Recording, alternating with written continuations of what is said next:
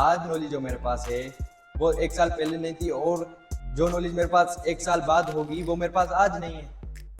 यानी कि हमारी ज़िंदगी में कोई ना कोई मिसिंग कंपोनेंट है, तो हम उसे कैसे तलाश करें? क्योंकि इसको इंग्लिश में कहते हैं we don't know what we don't know. अगर हाय, दिस इज सलियान, और आज का जो हमारा टॉपिक है वो है how to take right decision in our life. यानी कि हम अपनी ज़िंदगी में एक अच्छा फैसला कैसे कर सकते हैं, क्योंकि एक अच्छा फैसला हमें 10 साल आगे ले जा सकता है और एक गलत फैसला हमें 5 साल पीछे ले जा सकता है। तो अगर हम बात करें किसी भी 5 लोगों की लाइफ स्टडी करें तो आज से अगर 10 साल पहले कोई 5 दोस्त इस कॉलेज से निकलते हैं, तो आज 10 साल के बाद उन 5 दोस्तों की लाइफ अलग है। क्योंकि कोई आज मिलीनियर है, कोई जॉब कर रहा है, कोई पायलट है, कोई आर्मी में है, कोई मुल्क से बाहर चला गया और कोई धक्के खा रहा है। तो ऐसा क्योंकि उन सब की लाइफ इसलिए अलग है क्योंकि उन्हों का फैसला, अगर वो अपनी ज़िंदगी में सही फैसला, अगर कोई मुल्क से बाहर चला गया धक्के खाने, तो वो खा रहा है, यहाँ वो वहाँ का खा रहा है या भुगत रहा है। अगर वो कहता है कि नहीं, मुझे तो मेरे अबू ने वहाँ भेज दिया,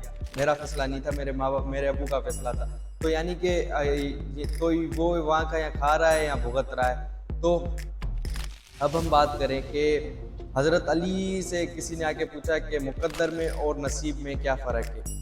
तो हज़रत अली ने कहा कि अपनी एक टांग उठाओ, तो उसने अपनी टांग उठाई, तो हज़रत अली ने कहा दूसरी भी उठाओ, तो उसने बोला नहीं, मैं दूसरी तो नहीं उठा सकता। तो हज़रत अली ने कहा यही मुकद्दर में और नसीब में फ़र्क है। यानी कि जो हमारे इख्तियार में है वो हमारा नसीब है, और जो हमारे मुकद्दर है वो कोई भी चेंज नहीं कर सकता, कुछ भी हो जाए। मुकद्दर में जो चीज़ है वो होती रहती है। जैसे कि हम किसी माँ बाप के घर में पैदा होते हैं तो वो हमारे मुकद्दर में लिखा हुआ होता है, लेकिन नसीब हमारे फैसले के ऊपर होता है कि हम क्या फ़ैसला कर रहे हैं। तो अगर हम एक अच्छा फ़ैसला कर लें तो हमारा नसीब शेप कर जाएगा, अगर हम गलत फ़ैसला करें तो हमारे नसीब का बेड़ा गर्क हो जाएगा।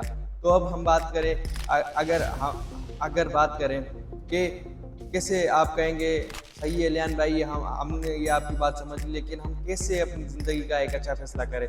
तो पहले आप किसी भी बड़ी उम्र के बंदे को ढूंढें और उससे पूछें, उसकी ज़िंदगी के रिग्रेट्स के बारे में पूछें, तो वो तो अपनी ज़िंदगी पूरी लिस्ट खोल देगा, ये रिग्रेट है, ये भी रिग्रेट।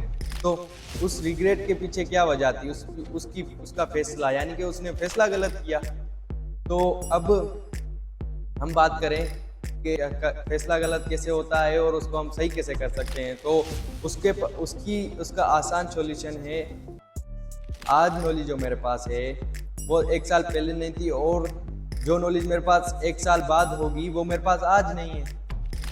यानी कि हमारी ज़िंदगी में कोई ना कोई मिसिंग कंपोनेंट है, तो हम उसे कैसे तलाश करें? क्योंकि इसको इंग्लिश में कहते हैं we don't know what we don't know. अगर हमें आज ही जो चीज़ 10 साल बाद होने वाली है, अगर हम आज उसको ढूंढ ले तो हम अपनी ज़िंदगी में एक अच्छा फैसला कर सकते हैं। यानी कि हम उसके बेस पर अपनी ज़िंदगी का एक अच्छा फैसला कर सकते हैं। लेकिन अब हम बात करें कि अगर हम हम इसके आसान सॉल्यूशन में बताऊं कि हम कैसे इसको साइंटिफिक तरीके से इसको तलाश कर सकते हैं। तो इसका आसान सॉल्यूशन है कि आप फैसला ना करो।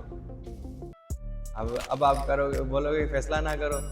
देखिए, अगर हम फैसला करो नहीं, करवाओ किसी से। किससे करवाओ? वो किसी 5 तजुर्बेकार लोगों से जो कि अपनी ज़िंदगी में बहुत तजुर्बा रखते हों, उन 5 लोगों से एक मशवरा लें और एक कलेक्टिव विजडम। यानी कि एक तजुर्बेकार बंदे से मशवरा लें। अगर आपकी ज़िंदगी में तजुर्बेकार बंदा नहीं है तो आप फैसला ही ना करें, यानी कि आप कोई काम ही ना करें। अब दूसरी बात, अगर आप कलेक्टिव विजडम क्या है? कलेक्टिव विजडम यानी कि किसी भी 5 तजुर्बेकार लोगों को पकड़िए और उनसे बैठकर बात करें, उनसे एडवाइस लें। तो उनकी एडवाइस से आपको क्या फ़ायदा होगा कि आपके पास जो नॉलेज नहीं है, आप जब उनसे बात करेंगे, जब उनको अपनी बात शेयर करेंगे, वो भी आपको बताएंगे, ये ऐसे डिस्कशन होगी। जब आप नींद में से सुबह उठोगे तो आपके पास एक नया पॉइंट होगा फैसला करने के लिए।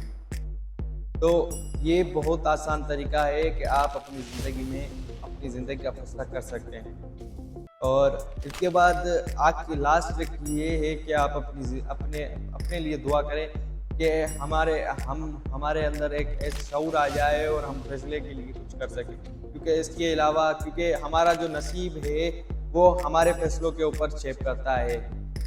अगर हम फैसला सही कर लें तो हमारा नसीब शेप कर जाएगा, अगर हम फैसला गलत कर लें तो हमारे नसीब का बेड़ा गर्क हो जाएगा। तो इसके बाद बस अल्लाह से दुआ ही मांगे और